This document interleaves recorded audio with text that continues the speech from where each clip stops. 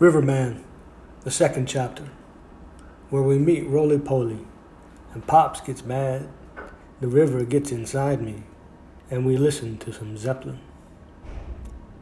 Like a pilot who gently nudges the throttle to turn the propeller and waits for the river's response, which that's how folks say to deal with people.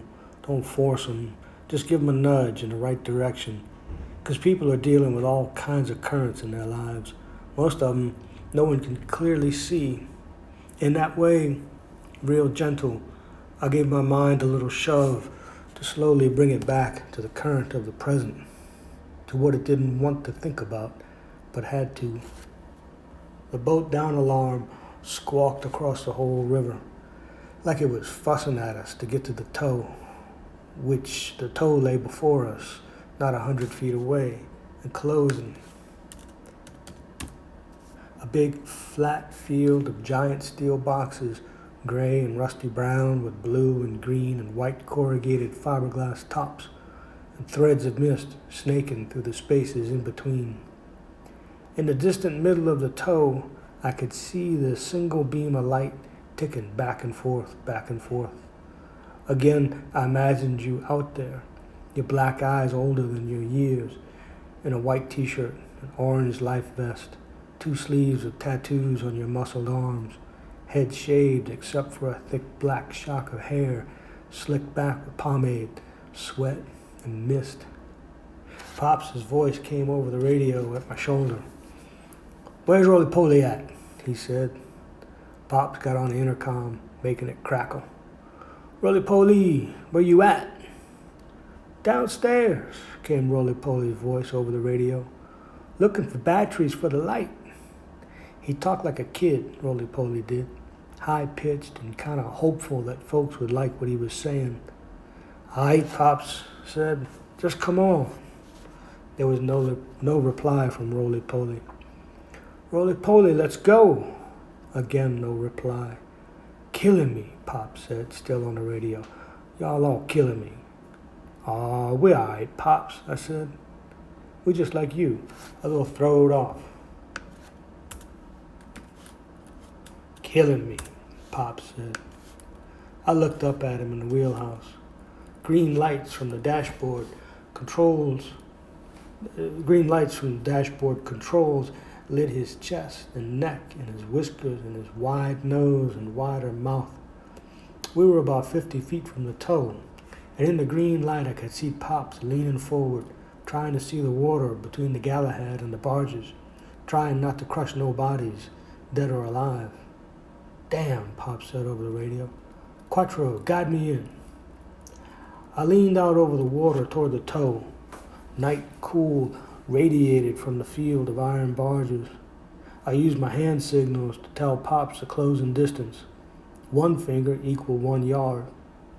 My fist opened, 5 fingers spread out, meaning we were 5 yards from the tow. The Galahad, she slowed and sank a little in the river and shoved less and less of a swell off her bow. My thumb folded in, and Pops geared down again.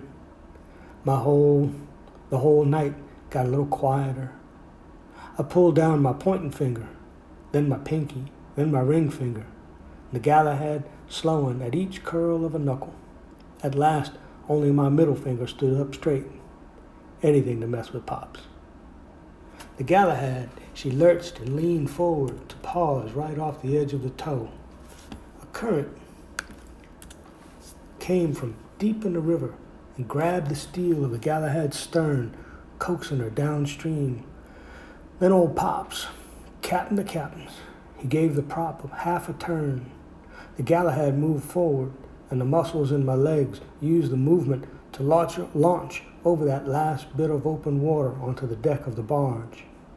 Just as my boots landed, the Galahad bow, gentle, touched the side of the barge like a kiss on a first date. So sweet.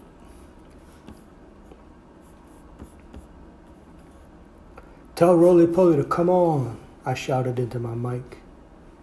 The intercom on the boat crackled, and Pops' voice boomed out. "Roly-Poly, get your lights and let's go. Roly-poly, come on, and bring your life vest. A life vest will kill you, brah, I said, undoing one of the buckles at my chest. Comes to getting wet, Cap. The Quattro, he gonna slide out of this vest and slide off these Cajun Reeboks, and I'm gonna kick it all the way down to New Orleans. Just keep it on, Johnson, Pop said, and buckle it. Rules is rules, bruh. I clicked the buckle, just to keep Pop quiet. I waited, took a look all around, soaking in the river and the fleet of barges, and beyond that the Batcher, which right then was just a dark ribbon of cypress and tallow trees between the water and the rise of the levee. The soft hum of the Galahad blended with the pulse of the boat down alarm and the rush and suck of the water between the barges. I smelled fresh diesel and the rainy odor of the river. The smells twisted in my gut. They filled my whole self. Then the river became more than the river. It seeped all around me, into the air, into the steel of the barges and boats and bridges. Then it seeped beyond its shores and into the Batcher. It stole deep into the black soil where the graves of dead trees hugged tight to the living roots of cypress and tallow, whose trunks rose from the mud and whose branches sagged under the wet weight of leaves and moss, and, too, with the weight of all the birds and bugs and other creatures eating and breathing the moist of the air.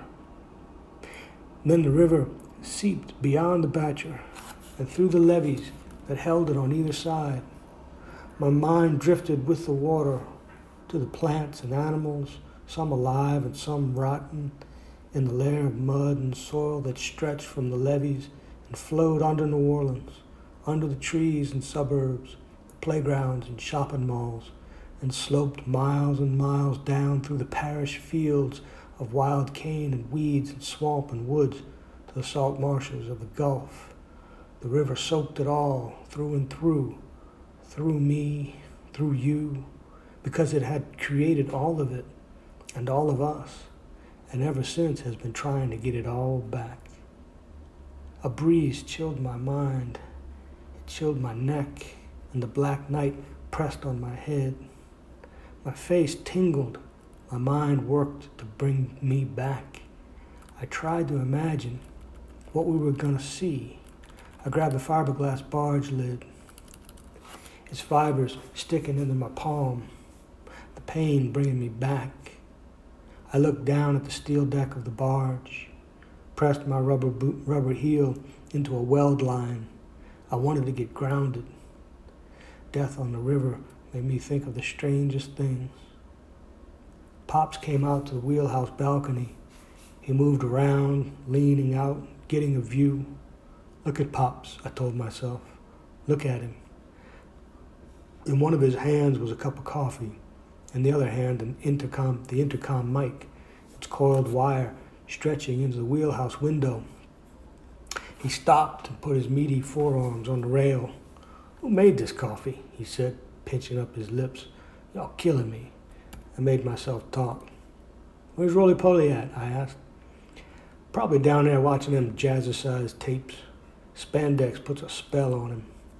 "Yeah," I said, and that reminded me of something good, something to steady my head. "Hey, Pops, we ain't had the heave-ho girls come around in a long-ass time." Pops smiled. "You thinking about a booty call with all this mess we got?" "Mess or no, the Quattro thinks about a booty call," I said. "Sure would cheer the men up after they've been searching for bodies all night and day. And it ain't like the heave-ho gals would mind at all. They professionals, Cap." "I heard that," Pop said. "I don't know. We gotta see. This is a mess, which we gotta do the do, brah. You know that, Quattro." Pops, he keyed the intercom mic. "Say goodnight to the spandex roly-poly and get your fat ass on deck." Just then, I felt the barge shudder under my feet. A surge in the river, like a rogue wind, burst through the current. The Galahad lost its kiss against the steel of the barge. Pop stepped back into the wheelhouse, and I saw him put one hand on the throttle. The engine turned a bit faster. The water at the stern bulged, and the Galahad's bow pressed harder against the barge under my boots. Pops came back out. Man can drive that boat, I shouted. Yeah, brah. You want your music? That drifting feeling wasn't all gone. A little music might help. I wanted to become myself again. I turned and looked into the dark, and I turned back to the wheelhouse. Cap, I don't know. I gave another look toward the darkness and the walkways between the barges. Thought about the river rose and you, and figured a little music wouldn't hurt.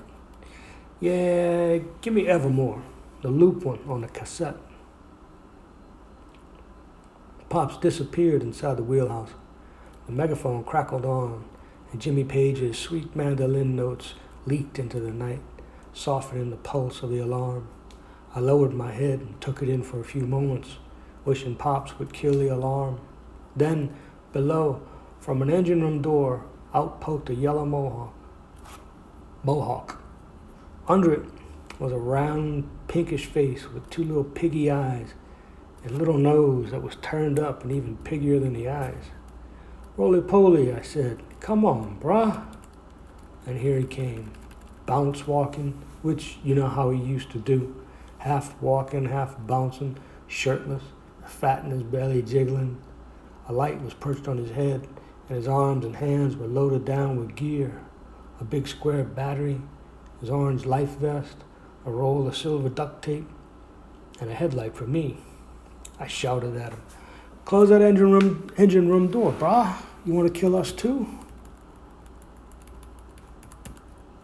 Roly-poly spilled the gear onto the deck at his feet. He turned to pull the steel door and using his body weight pulled the handle latch down tight. He gathered up the gear and I helped him step onto the barge. Put my battery in my vest, he said, like you got yours. I took out my pocket knife and trimmed the headlight wires to expose 2 half-inch ends of clean copper, then wrapped them around the posts of the battery and screwed the plastic insulating caps down tight. I carved a square of foam from the back of his life vest and shoved the square battery into the cavity.